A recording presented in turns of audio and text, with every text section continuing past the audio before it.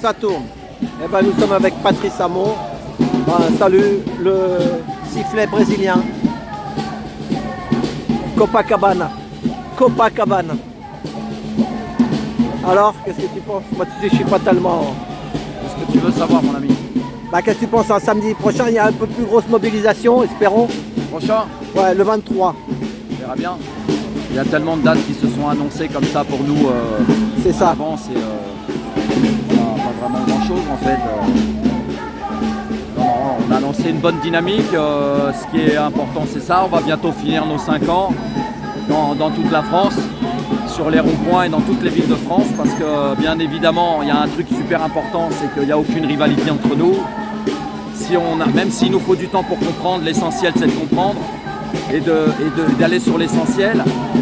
Les citoyens français qui constituent ce mouvement dans une révolte, d'un ras-le-bol en fait, depuis 5 ans.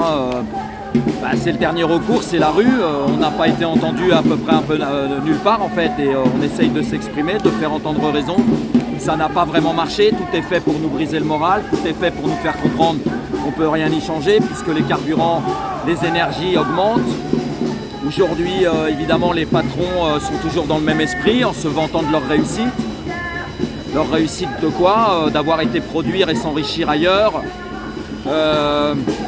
Avec aujourd'hui, bien évidemment, une prise de conscience, ou en tout cas, je l'espère, générale pour ceux qui habitent, les citoyens français, qui peuvent constater par le traitement qu'on leur réserve pour les retraites, et puis même aujourd'hui dans le marché du travail, quelles sont les primes de survie proposées, parce qu'on parle depuis de nombreuses années de primes de survie et plus de salaire.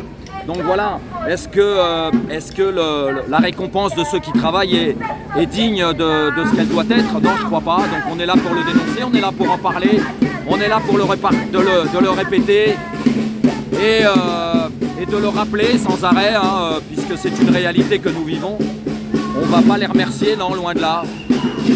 Donc voilà le résultat pour tous ceux qui ont travaillé pendant de nombreuses années. Voilà pour ceux qui ont fait leur devoir et qui soi-disant préfèrent les gens qui travaillent. Ce qu'on réserve aux retraités aujourd'hui, toujours des calculs pour en donner de moins en moins, nous faire prolonger alors que dans beaucoup de sociétés, les personnes sont licenciées à partir d'un certain âge. La réalité du travail, elle est là, quelle que soit votre expérience dans le métier que vous avez pratiqué tout au long de votre vie. À partir d'un certain âge, il est difficile de retrouver du travail. Voilà, aujourd'hui, on fait toujours le même constat depuis des années, c'est qu'en effet, les primes de survie posent un problème, puisque après avoir travaillé, on a du mal à joindre les deux bouts, tout simplement. Les loyers sont excessifs, les énergies excessives, de plus en plus de précarité, de pauvreté dans notre pays, bien sûr. Et puis voilà, il est là le souci, c'est que ces choses-là ne sont pas assez expliquées correctement et pris en compte et défendues en fait par les citoyens eux-mêmes. Voilà, je crois que c'est important qu'on fasse un petit rappel sur les points essentiels qui nous ont emmenés dans la rue. Voilà, c'est le pouvoir d'achat, c'est les conditions de vie de plus en plus difficiles pour les Français. Moi, je vais te dire aussi, je crois qu'avant, quand on a commencé les Gilets jaunes il y a 5 ans, dans 2 mois, ça sera le 17, on est le 15, donc tu vois, 2 mois juste, c'est les 5 ans. Là, il y avait, mais maintenant, je peux te dire, moi, à mon avis, tu sais, la classe moyenne aussi est attaquée. Tu vois ce que je veux dire? La classe moyenne, tu sais, on dit la classe moyenne. Pour moi, les Gilets jaunes, on dit tout le temps, ils nous appellent ce qu'ils veulent. Mais il y a de tout dans les Gilets jaunes. Mais là, la classe moyenne, moi, je peux vous dire qu'en ce moment, elle commence à le sentir. Tu vois ce que je veux dire? Déjà, ceux qui gagnent 3 ou 4 000 euros par mois, ils commencent à tirer la langue un peu maintenant. Même 2000 balles, ils étaient considérés comme, plus ou moins privilégiés. Il y en a très peu des salaires à 2000 euros. Aujourd'hui, en effet, mais depuis le départ, depuis le 17 novembre 2018, il y a la classe moyenne qui a réagi pour dénoncer en effet que tout le monde était touché. Maintenant, effectivement, on est venu avec des revendications qui étaient claires. La liste des revendications, elle s'est peut-être amplifiée, ce qui est normal puisqu'on considère tous les problèmes au sens large. On n'a pas la prétention de me penser qu'à nous, c'est général, c'est le bien commun.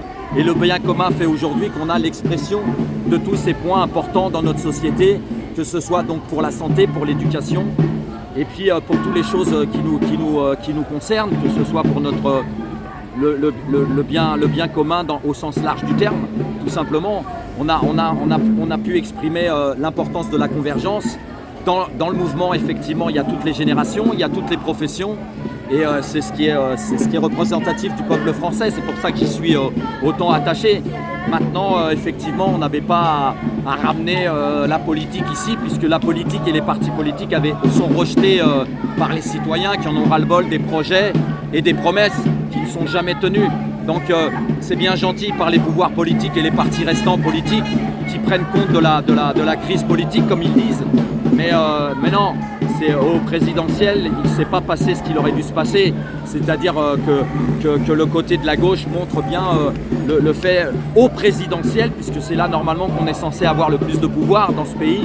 Donc montrer leur détermination et leur sincérité dans les actions, de manière à être solidaires et ensemble pour pouvoir gagner, tout simplement. C'est pas après les présidentielles, même si je me fais pas d'amis, hein, je suis beaucoup moins sollicité sur les médias qui sont plus ou moins orientés politiquement, mais je suis pas sorti pour me faire des amis, je suis là pour la solidarité et la fraternité.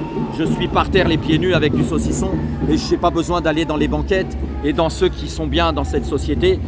Si je suis le bienvenu, je suis bien partout en fait, hein. C'est une question non pas de statut ni quoi que ce soit, ni de richesse. C'est une question de est-ce que vous êtes humain, est-ce que vous êtes humaniste ou pas, tout simplement. Est-ce que vous êtes des calculateurs ou est-ce que vous êtes vraiment pour le bien commun? Parce que je pense que ce qui est important, c'est de ne pas proposer la même chose ou pire, parce que ça donne envie à personne. Il faut proposer mieux et pour faire mieux, il faut être à la hauteur, tout simplement. Ouais, voilà. Moi, je t'ai vu. Alors on fait ce qu'on veut, on fait ce qu'on peut en tout cas. Moi je t'avais vu avec Boucha à Montreuil. Tu avais bien parlé, tu avais vidé ton sac. Un soir, tu te rappelles, il faisait une nuit là-bas. On a parlé beaucoup. Mais là, à un moment, tu avais. Je me suis dit, la prochaine fois que je vois Patrice, je vais lui dire, tu avais dit des trucs, ça m'avait touché. Voilà. Alors, parce que tu as dit, moi, droite, gauche, machin. Et en fait, les milliardaires, là, il paraît que leur fortune, depuis le Covid, elle a doublé. Voilà. Hein. Certains encore plus. C'est ça, voilà. Et le problème, il est là. Et il paraît aussi qu'il y a un monsieur là qui s'appelle François, qui était la semaine dernière.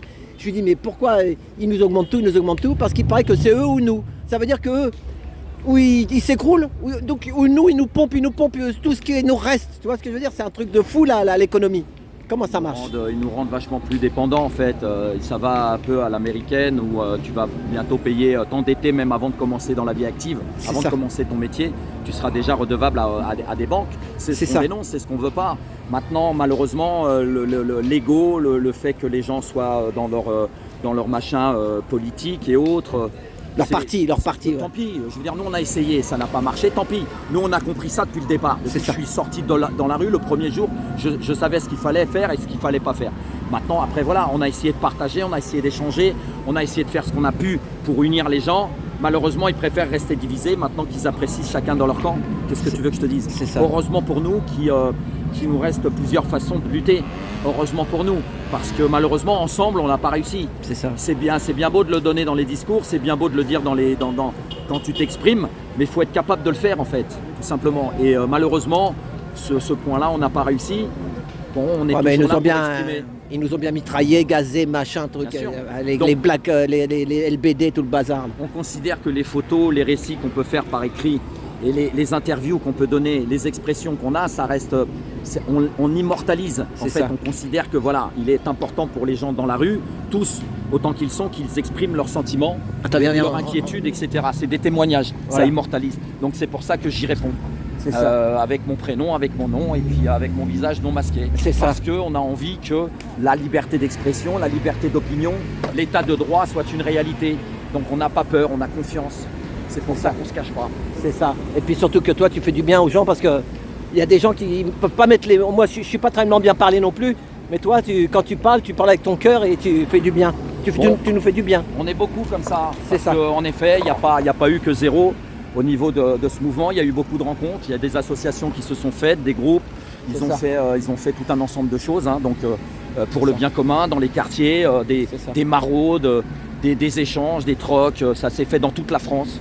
Donc ce qui est important de comprendre, c'est l'essentiel, c'est qu'en effet, dans cette lutte, il n'y a pas de rivalité, que quelle que soit la ville, Donc si les personnes se mettent dans la tête pour le sport et autres qu'il y a une rivalité entre villes, si on habitait tous dans la même, ça serait un gros problème. Il y aura un problème de démographie, c'est pas possible. Donc on est obligé d'être sur tout le territoire français et on reconnaît le peuple français, d'où qu'ils viennent, peu importe. Il y a pas de, surtout dans les situations dans lesquelles on se retrouve, je veux dire, t'as pas le droit de chipoter en fait. Il faut simplement s'unir. C'est aussi simple que ça. Maintenant, si c'est trop, bah écoutez, vivons chacun de notre côté et puis croisons les doigts, quoi. Il y a un monsieur qui m'a dit, je sais plus, c'était la semaine dernière, où il m'a dit, le jour que les gilets jaunes et la police seront ensemble, là ça pourra vraiment bouger. En fait, ce qu'il faut surtout comprendre, c'est pourquoi on est dehors, pour quelles raisons et qu'est-ce qui est en train de se passer. Là, la République, la Constitution européenne, tout ça, dans les lois qui nous protègent, qui protègent les citoyens, les personnes, en tant qu'êtres humains, ne sont pas respectées. C'est-à-dire que ces personnes s'octroient le droit de tout sur le vivant, en fait. Il est là le problème. Là le problème, c'est ce pouvoir. C'est ça. Le pouvoir de choisir à ta place. Là, il n'y a plus le secret médical. Ça peut apparaître simpliste ou bébête, mais en fait, le secret médical, rien que ça, c'est important.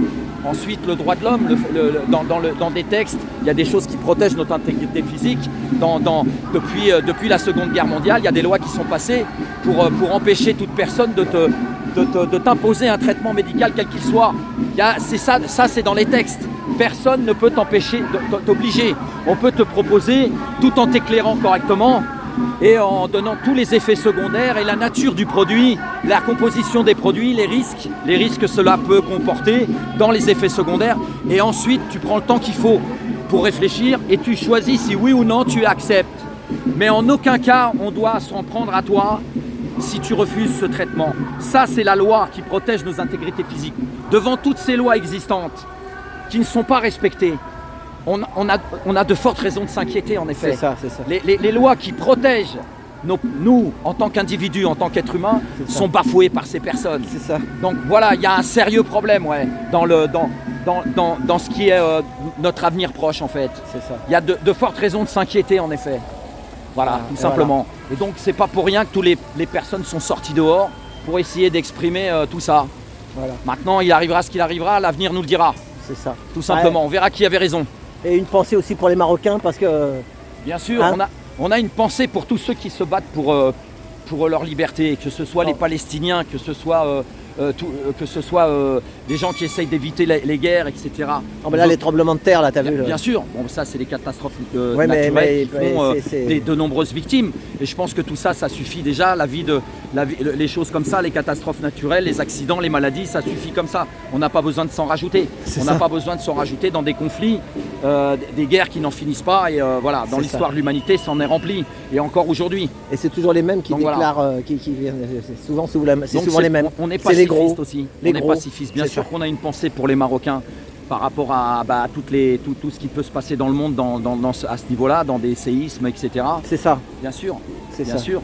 Maintenant, voilà. Je pense que les choses ont été enclenchées. C'est eux qui décident s'ils ont besoin d'aide ou pas. Ça leur appartient. Je veux dire, c'est normal. Hein. Le Maroc décidera s'il accepte ou pas d'avoir une aide. Si toutefois ils considèrent en avoir besoin déjà, et puis s'ils considèrent que c'est une aide qu'on leur propose. Et tout simplement, le Maroc est au niveau politique, ils sont assez ouverts, assez. C'est ça. Bon, après voilà, c'est le pays du Maroc, hein, c'est eux qui décident, on ne peut pas décider pour eux. Il n'y a aucune critique à émettre là-dessus. Non, c'est pas de critique. Moi, j'ai pas de critique. Au niveau politique, c'est eux normalement qui sont au courant de la situation. C'est ça. Ils rapidement savent. Et après, s'ils ont besoin de quelque chose, ils sauront l'exprimer. Et s'ils peuvent faire face à leurs problèmes tout seuls, c'est normal qu'ils le fassent, quoi. La Turquie, ils ont réussi un tremblement de terre il n'y a pas longtemps, mais ça a moins fait d'escambres. Tu vois ce que je veux dire? Ouais, il y a eu moins de victimes. Je sais pas, mais en ce moment, il y a beaucoup de... Avec la Turquie, il n'y avait pas de... C'était pas pareil, on est trop proche entre l'Algérie, le Maroc et tout. La France, c'est... Bon, en tout cas, évidemment qu'on est solidaire de tout ça. Voilà, c'est ça. Et puis, c'est des choses qui font qu'au niveau naturel... et puis là, il y a une nouvelle menace aussi. Tout à l'heure, que tu n'étais pas encore arrivé, ils m'ont demandé de couper mon téléphone. Il y avait des militaires de partout. au début de la manif. Ils m'ont dit faut couper, hein. J'ai coupé. Voilà. Et pourquoi je parle de ça? Parce qu'il y a le Bataclan là, tu vois. Et il paraît qu'encore il y a une alerte un peu des recourants, donc ils disent que non, tu regardes pas la télé. Non, ça va, mais j'ai pas besoin d'armes de guerre dans la ville, moi, en tout cas. Ça va aller, on va se débrouiller. Je veux dire, ce qui compte, c'est d'avoir à des endroits dans nos villes en France des moyens de réaction rapides. C'est ça. Voilà, dans des bagnoles, ça suffit. On n'a pas besoin de te voir défiler avec des armes de guerre dans les gares et compagnie. Entre toutes les caméras qu'il y a dans les rues et dans les centres commerciaux, dans les gares et partout, ça suffit. On voit des gens civils, ça suffit pour donner l'alerte. Sans compter qu'aujourd'hui, les citoyens, quand il y a un gros problème de cet ordre-là, vont tout de suite prévenir avec leur téléphone portable. Ça va être rapide, l'alerte va être vite lancée, le compte-rendu va être donné par des agents professionnels sur place, que ce soit une gare ou autre, et puis aussi les caméras. Les caméras qui sont de plus en plus performantes et de plus en plus nombreuses. Il y en a 17 sur un quai de RER ou métro, super performantes. Voilà, maintenant c'est n'importe quoi, mais on n'est pas contre les caméras, mais à ce point-là, ça devient de la folie. La France a peur tous les soirs à 20h. Donc, la France a peur pour le journal, tu vois, les gens, pour leur faire peur, les gens ils ont peur. C'est bien gentil de développer une surveillance comme ça, maintenant il faut que ce soit cohérent. Il y a tout ça, donc ça veut dire qu'on est protégé, avec les caméras déjà. Puis les agents sur place, ça suffit, on n'a pas besoin de militaires avec des armes de guerre dans la ville. Si c'est pas nécessaire, ils gardent ça dans leur bagnole et puis voilà, ça ira. Parce que des fois il y a d'autres choses derrière, enfin voilà, on ne nous dit pas tout. On ne nous dit pas tout et sur YouPitu, voilà, faire peur. Eh ben merci Patrice, merci. Merci à nous. Donc je mettrai ça demain dimanche. Tous ceux qui on est samedi, mais je te mettrai ton petit reportage dimanche, demain. Ceux qui résistent. Voilà, parce que le dimanche, il y a beaucoup de gens qui ne travaillent pas, donc ils peuvent regarder. Voilà, il y a plus de monde. Voilà. On fait comme ça. Eh ben, ouais, merci. C'était Patrice Hamon, voilà. Eh ben, voilà. Eh ben à tout bientôt. Et merci à Patrice de m'avoir accordé une petite interview. Merci. Merci Patrice.